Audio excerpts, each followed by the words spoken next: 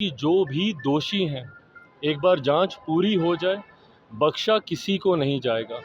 इस तरीके से किसी को भी कानून को हाथ में लेने का अधिकार नहीं है। एनकाउंटर की आड़ में अगर निर्दोषों के ऊपर गोली चलाई जाएगी या कानून का दुरुपयोग किया जाएगा, इसको कतई हमारी सरकार कतई बर्दाश्त नहीं करेगी।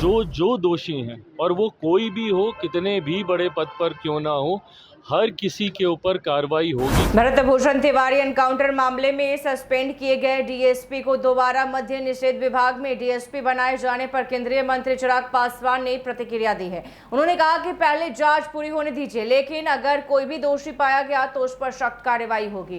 दरअसल चिराग पासवान ने कहा कि किसी को भी कानून को हाथ में लेने का अधिकार नहीं है। अगर एनकाउंटर की आड़ में किसी निर्दोष पर गोली चलाई गई है या कानून का दुरुपयोग हुआ है तो सरकार इसे कतई बर्दाश्त नहीं करेगी, चाहे वो व्यक्ति कितना भी बड़ा पदाधिकारी क्यों ना हो। उन्होंने ये भी बताया कि वो खुद पीड़ित परिवार से मिलने जाएंगे, जबकि पार्टी का प्रतिनिधिमंडल पहले ही परिवार से मिल चुका है और सारी जानकारी मुख्यमंत्री तक पहुंचाई जा चुकी है। आत्मसमर्पण के बाद भी गोली चलने के सवाल पर चिराग पासवान ने कहा कि बेहद गंभीर विषय है और इसकी गहन जांच होनी चाहिए।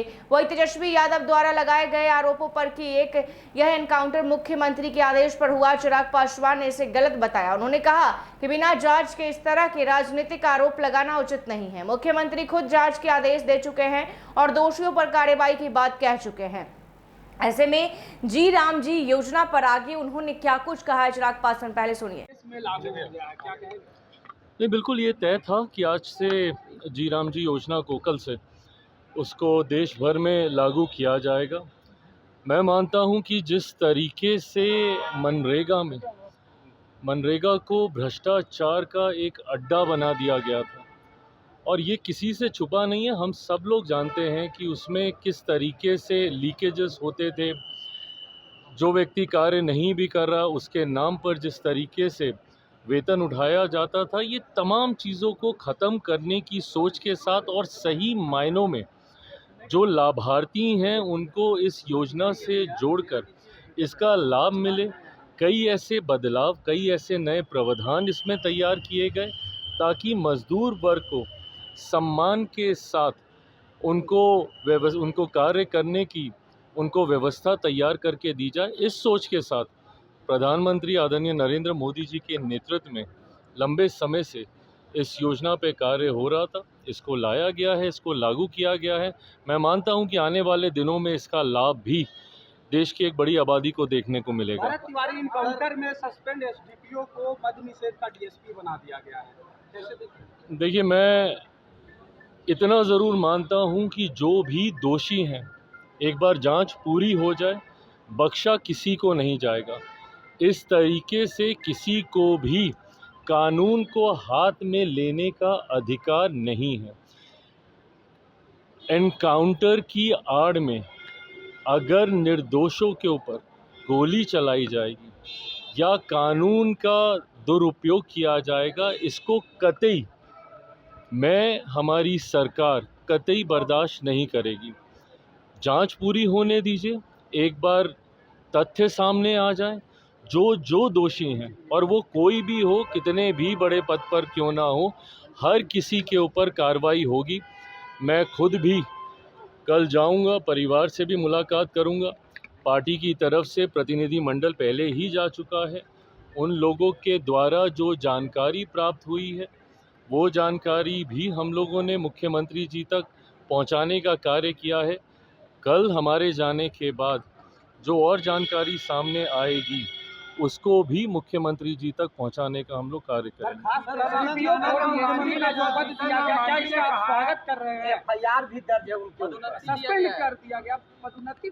जैसा मैंने कहा कि अगर वो दोषी हैं तो जल्द उनके ऊपर कार्रवाई होगी, ये विश्वास जरूर दिलाता हूँ। मांझी ने कहा है सर कि हथियार कहां से आया भरत तिवारी के पास।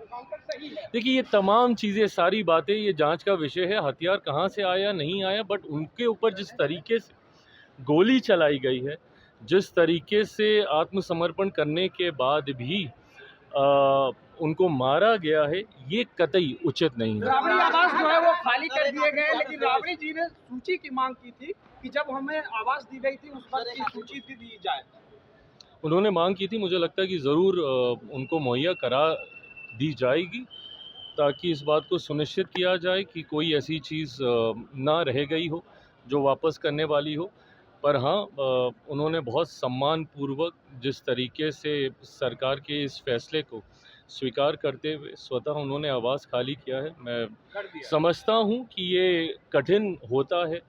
मेरा भी जब आवास खाली हुआ था तो मैं इस परिस्थिति को मैं समझता हूँ, बट ये नियम व्यवस्था का हिस्सा है। सरकारी आवास किसी के पास परमानेंट होता नहीं है, बट उन्होंने बहुत सम्मानजनक तरीके से इसको खाली करने का काम किया। तेजस्वी यादव ने भरत तिवारी के इनकाउंटर पर कहा है कि मुख्यमंत्री के आदेश पर ही ये हुआ है, क्योंकि उन्हीं ने आदेश दिया तभी देखिए, इनकाउंटर। किसी के आदेश पर इस तरीके से राजनीति करना कतई उचित नहीं है। मुख्यमंत्री स्वयं कह चुके हैं कि इसकी जांच होगी और जो भी दोषी होंगे उसके ऊपर कार्रवाई की जाएगी।